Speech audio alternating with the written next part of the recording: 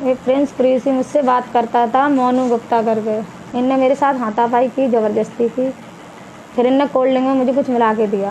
जांच की गई तो पाया गया कि उसमें उस महिला के अन्य दो साथियों अमन और आकाश के साथ मिलकर एक एक्सटॉर्शन के लिए हम मुकदमा करवाया गया था, जिससे कि जो भी तथ्य पाए गए उन तथ्यों के क्रम में सुसंगत धाराओं में उन दोनों आरोपी को जेल भेज दिया गया है और संबंधित महिला के खिलाफ भी आवश्यक विधिक कार्रवाई की जा रही है।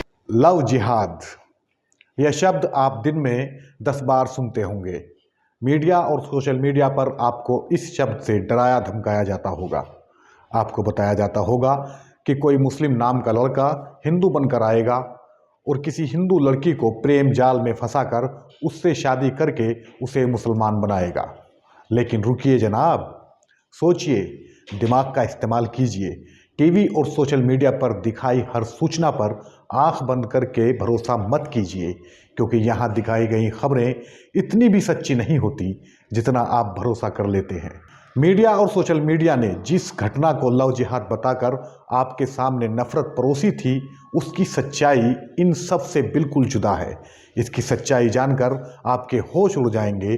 तो घटना यूं है कि यूपी के कासगंज में बीते दिनों दक्षिणपंथी संगठनों के 200 से अधिक कार्यकर्ताओं ने बलात्कार के एक मामले को लेकर गजुंदवारा पुलिस स्टेशन में विरोध प्रदर्शन किया था। इस विरोध प्रदर्शन में अमन चौहान और आकाश सोलंकी नाम के 2 लोग मुख्य भूमिका में थे। अब इसी मामले में आरोप लगाने वाली महिला ने पलटते हुए आरोप लगाया कि इन्हीं दोनों ने उसे हायर किया था ताकि मुस्लिम व्यवसायी को फर्जी लव जिहाद के केस में फंसाया जा सके। इस मामले में दिल्ली की एक राधा नाम की हिंदू महिला ने इन 2 लोगों अमन चौहान और आकाश सोलंकी पर आरोप लगाया है कि उसे यूपी के कासगंज में 27 वर्षीय मुस्लिम व्यवसायी को बलात्कार और लव जिहाद के मामले में फंसाने के लिए काम पर रखा गया, यानी हायर किया गया था। टाइम्स ऑफ इंडिया की एक रिपोर्ट के मुताबिक इन आरोपियों में से एक यानी अमन चौहान ने फेसबुक प्रोफाइल में खुद को भाजपा यूथ विंग का जिला उपाध्यक्ष बता रखा था। 24 वर्षीय महिला राधा ने पहले प्रिंस कुरैशी पर खुद को मोनू गुप्ता के रूप में पेश करने का आरोप लगाया था। महिला ने यह आरोप भी लगाया था कि व्यवसायी ने उससे शादी करने का वादा कर रेप किया था। महिला की शिकायत के बाद कुरैशी के खिलाफ 16 जुलाई को आईपीसी की धारा 376 यानी बलात्कार, 323 यानी कि स्वेच्छा से चोट पहुंचाना और 506 यानी आपराधिक धमकी के तहत मामला दर्ज किया गया था। इस मामले में महिला ने सीआरपीसी की धारा 164 के तहत एक मजिस्ट्रेट के सामने अपना बयान दर्ज कराते हुए कहा कि अमन चौहान और आकाश सोलंकी द्वारा उसे इस काम के लिए हायर किया गया था।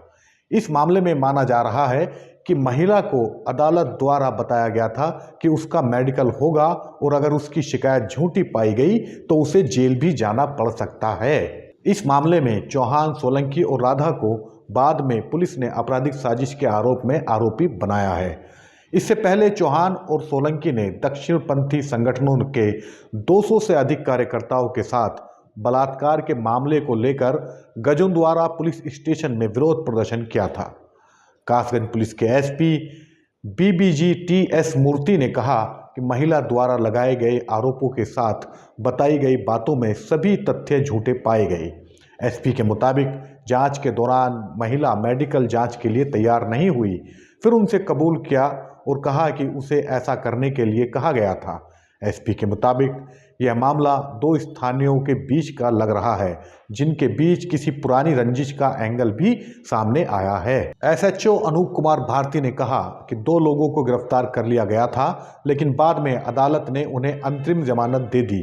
एसएचओ के मुताबिक वह इस मामले में बहुत जल्द आरोप पत्र यानी कि चार्जशीट दाखिल करेंगे। जबकि भाजपा जिलाध्यक्ष केपी सिंह ने कहा कि अमन चौहान भाजपा कार्यकर्ता नहीं है, उन्हें पार्टी से हटा दिया गया था, जबकि वह आकाश सोलंकी को नहीं जानते और ना ही भाजपा का इस मामले में कोई लेना देना है। अब भले ही भाजपा इस मामले से खुद को अलग कर रही हो, लेकिन एक हकीकत यह भी है कि अंतर धार्मिक शादी पर सबसे ज़्यादा शोर भाजपा ही मचाती है। ऐसी अनगिनत कहानियां हैं, ऐसे अनगिनत मामले हैं जहां भाजपा और उसके अनुषांगिक संगठनों ने लव जिहाद का शोर मचाकर उपद्रव तक करने की कोशिश की है।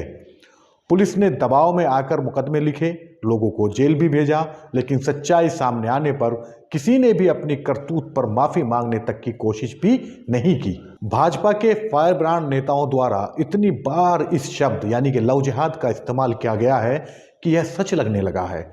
भाजपा शासित उत्तर प्रदेश और मध्य प्रदेश में परोक्ष रूप से लव जिहाद पर कानून बनाया गया है।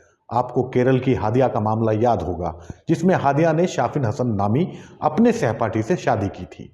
इस मामले पर इतना शोर मचाया गया कि हादिया को अपने पति के साथ रहने के लिए सुप्रीम कोर्ट तक जाना पड़ा।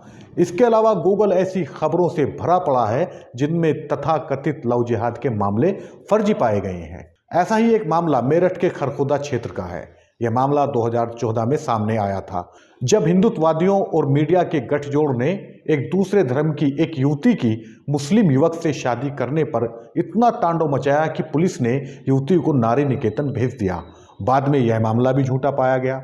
ऐसा ही मुरादाबाद में हुआ। मुरादाबाद के कांट क्षेत्र के रहने वाले एक युवक ने देहरादून में दूसरे धर्म की युवती से शादी कर ली। इस मामले को भी लव जिहाद बताकर खूब शोर मचाया गया। पुलिस ने युवती के पति को जेल भेज दिया, लेकिन बाद में अन्य मामलों की तरह यह मामला भी झूठा पाया गया। नफरत की यह सियासत किस तरह अपने ही नागरिकों को फर्जी मामले में फंसाकर उनकी जिंदगी के साथ खिलवाड़ कर रही है, ये मामले उसका एक उदाहरण है।